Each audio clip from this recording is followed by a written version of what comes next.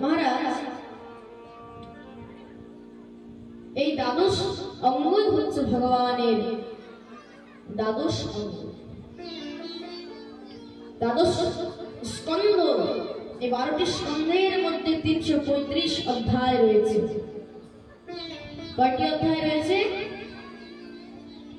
হ্যাঁ, জোরে বলো। 335টি। এই 335টি অধ্যায়ের মধ্যে 18,000 শ্লোক রয়েছে। এই 18,000 শ্লোক সংযুক্ত 335 অধ্যায় নিয়ে 12টি স্কন্ধে বিভাজিত এই হলো দিব্য শ্রীমদ্ ভাগবত মহাপুরাণ। তো মহারাজ, তাহলে এই ভাগবত শ্রবণ করার পূর্বে আমাদেরকে ভাগবতের মাহাত্ম্যের বর্ণন শ্রবণ করা উচিত। ভাগবতের মাহাত্ম্যের বর্ণন শ্রবণ করা উচিত। এই মাহাত্ম্য মানে কি? মাহাত্ম্য মানে হচ্ছে ভগবানের মহিমা। যতক্ষণ পর্যন্ত না ভগবানের মহিমা জানবে ততক্ষণ পর্যন্ত তুমি তার প্রতি তোমার কোনো রুচি জাগ্রত হবে না। তাহলে মহারাজ আগে ভাগবতের মাহাত্ম্যের বর্ণনা আমাদেরকে শ্রবণ করতে হবে। এই ভাগবতের মাহাত্ম্য দিব্য 6টি অধ্যায়ের, যেটি পদ্ম পুরাণ থেকে নেওয়া হয়েছে। ভাগবতের মাহাত্ম্য হচ্ছে পদ্ম পুরাণ থেকে নেওয়া হয়েছে, যেটি দিব্য 6টি অধ্যায়। আসুন ভাগবত শ্রবণ করার পূর্বে আমরা ভাগবতের মাহাত্ম্যের বর্ণন শ্রবণ করব। সবাই সদা হয়ে বসবেন, দুটো হাত জোড় করে মঙ্গলাচরণের প্রথম শ্লোক আমরা উচ্চারণ করব। ওম নমো ভগবতে বাসুদেবায়। ওম নমো ভগবতে বাসুদেবায়। সচ্চিদানন্দ রূপায় সচ্চিদানন্দ রূপায় বিশ্বোৎপত্ত্যাদিহেতবে तापत्रय विनाशाय श्रीकृष्णाय वयं नमः। श्रीकृष्णाय वयं नमः। सच्चिदानंद रूपाय विश्वोत्पत्त्यादि हेतवे। अर्थात प्रथम श्लोके ভগবানের 3টি স্বরূপের বর্ণন করা হয়েছে। খুব মন দিয়ে শুনবেন। 3টি স্বরূপের বর্ণন করা হয়েছে। কি কি? সচ্চিদানন্দ রূপায়, সৎ, চিৎ এবং আনন্দ স্বরূপ। সচ্চিদানন্দ রূপায়। এই সৎ শব্দের অর্থ কি? খুব মন দিয়ে শুনবেন। সৎ শব্দ মানে কি? সৎ মানে হচ্ছে সত্য। আর সত্য কাকে বলা হয়েছে? শাস্ত্র বলছে ব্রহ্ম সত্যম জগৎ মিথ্যা। একমাত্র সে ভগবান হলেন সত্য, আর এই বাকি জগৎ হল মিথ্যা। ভগবান হচ্ছেন সত্য, আর এই বাকি জগৎ হল মিথ্যা। তো মহারাজ,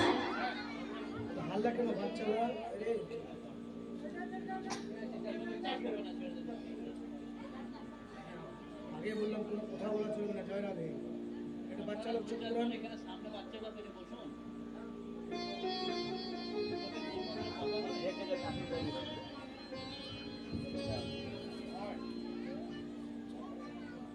तो महाराज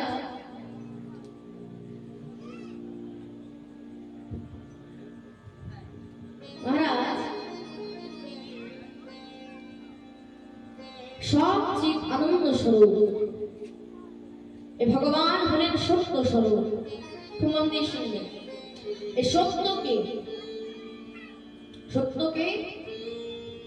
বলছে যে হচ্ছে এখানে অপরিবর্তনশীল, অর্থাৎ যার কোনোদিন পরিবর্তন হয় না।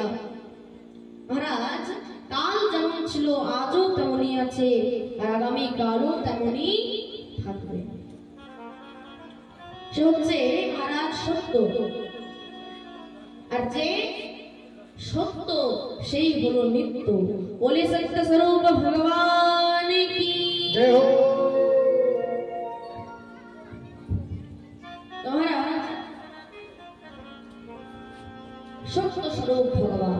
দ্বিতীয় হচ্ছে চিৎ। এই চিৎ শব্দের অর্থ কি মহারাজ? চিৎ অর্থাৎ প্রকাশ, মানে যার প্রকাশে এই অনন্ত কোটি ব্রহ্মাণ্ড প্রকাশিত হয়ে রয়েছে। তার কৃপাতে এই অনন্ত কোটি ব্রহ্মাণ্ড আলোকিত হয়ে রয়েছে, প্রকাশিত হয়ে রয়েছে। বলছে যদি তার কৃপা হয় তাহলে মুখং করতি বাচালং পঙ্গুং লঙ্ঘয়তে গিরি যৎ কৃপাতমহং বন্দে পরমানন্দ মাধব। অর্থাৎ মুখং করতি বাচালং, যদি তার কৃপা হয় তাহলে বোবাও কিন্তু কথা বলতে পারে, তার যদি কৃপা হয় তাহলে ল্যাংড়াও চলতে পারে, আর তার যদি কৃপা হয় তাহলে অন্ধরাও কিন্তু দেখতে পারে। তার জন্য তাকে একমাত্র চিৎ স্বরূপ বলা হয়েছে। মন দিয়ে শুনবেন, সে ভগবানের তৃতীয় স্বরূপ হচ্ছে আনন্দ। তৃতীয় স্বরূপ কি? আনন্দ। এই তৃতীয় স্বরূপ আনন্দ কাকে বলা হয়েছে? সে ভগবানকে বলা হয়েছে। কেন মহারাজ? যেখানেই তার কথা হয় সেখানেই শুধু আনন্দই আনন্দ হয়ে থাকে। তার জন্য সে ভগবানকে শুধু আনন্দ নয়, সে ভগবানকে তো পরমানন্দ বলা হয়েছে। ভগবানকে পরমানন্দ বলা হয়েছে। মন দিয়ে শুনবেন, তার জন্য বলছে না আনন্দকে आनंद भयो जय कन्हैया लाल की, हाथी दिए घोड़ा दिए और दिए पाल। तो महाराज সে ভগবান হচ্ছেন পরমানন্দ। সে ভগবান হলেন পরমানন্দ ভগবান। তার জন্যই শ্রী গোস্বামী তুলসীদাস জি মহারাজ রামচরিতমানসের মধ্যে বর্ণনা করেছেন, जो आनंद सिंधु सोमरासी,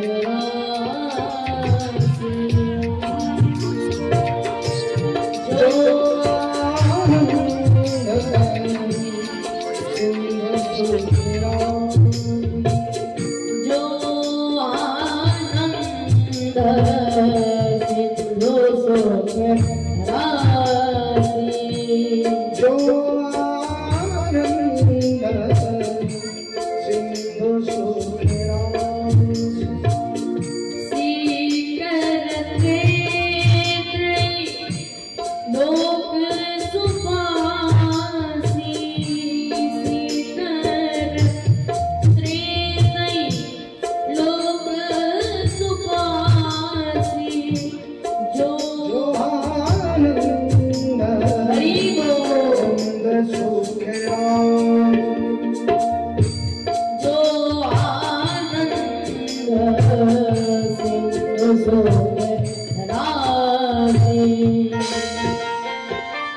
जो आनंद सिंधु सुखरासी। अर्थात সে ভগবানকে কি বলা হয়েছে? ভগবানকে সিন্ধু সুখরাশি বলা হয়েছে। অর্থাৎ সে ভগবান হচ্ছেন আনন্দের সিন্ধু। সে ভগবান কি? আনন্দের সমুদ্র। তার জন্য এটাকে একমাত্র আনন্দ কন্দ ভগবান বলা হয়েছে। বলে আনন্দ কন্দ ভগবান কি জয় হো। তোমারা সেই সব চিৎ আনন্দ স্বরূপ সচ্চিদানন্দ রূপায় সে ভগবান করেন কি না? বলছেন বিশ্বোৎপত্ত্যাদি হেতবে, অর্থাৎ বিশ্বের উৎপত্তি, পালন এবং সংহার। বিশ্বের উৎপত্তি করেন, পালন করেন এবং সংহার করেন।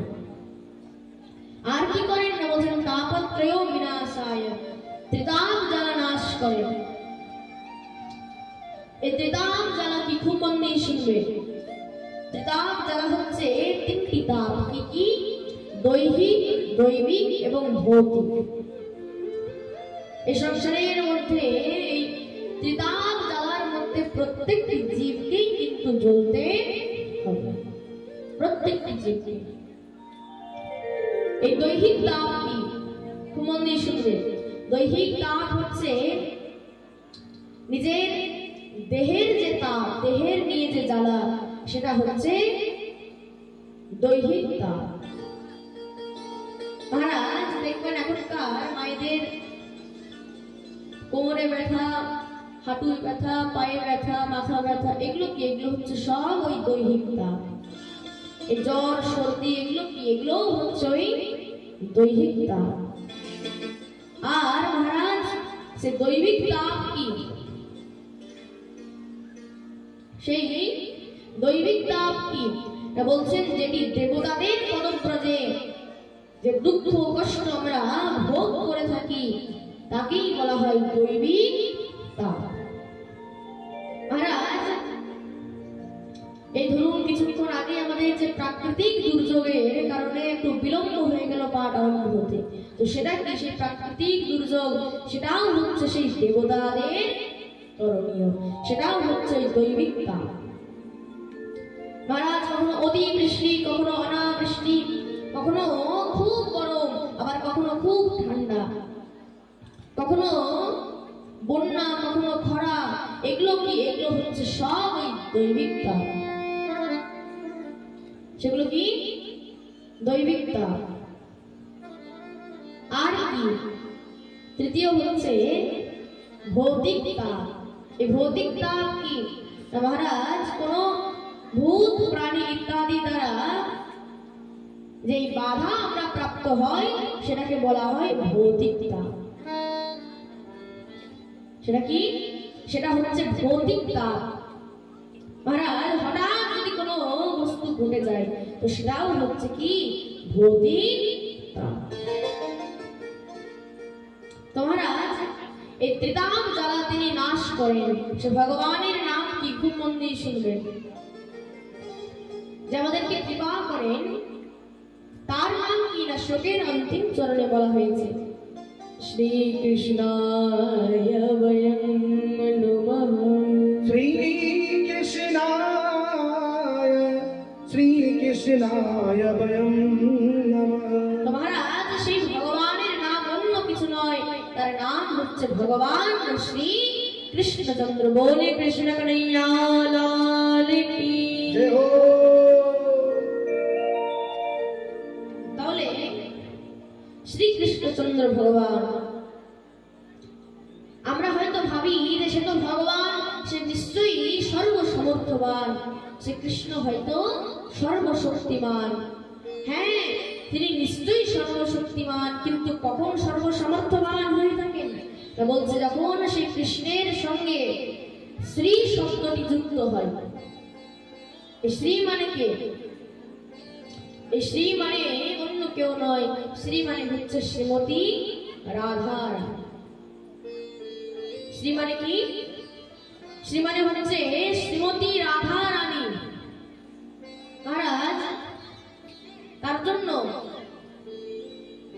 আমাদের গৌড়ীয় বৈষ্ণবগণ কি করেন? আগে ভগবান কৃষ্ণের আগে শ্রীমতী রাধা রানীর উপাসনা করেন। কেন? এই রাধা রানী হচ্ছেন তিন লোকের সর্বশ্রেষ্ঠা। খুব মন দিয়ে শুনবে। ব্রহ্ম বৈবর্ত পুরাণের মধ্যে লেখা রয়েছে তিনি হচ্ছেন আদিকবি ব্রহ্মা ৬০,০০০ বছর পর্যন্ত তার উপাসনা করেছেন। তিন লোকের সর্বশ্রেষ্ঠা শ্রীমতী রাধা রানী।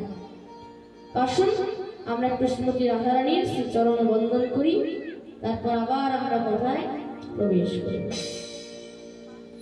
तीनों लगन से न्यारी ओ राधा रानी हमारी, तीनों लगन से न्यारी ओ राधा रानी हमारी, तीनों लगन से न्यारी ओ राधा रानी हमारी, ओ तीनों लगन से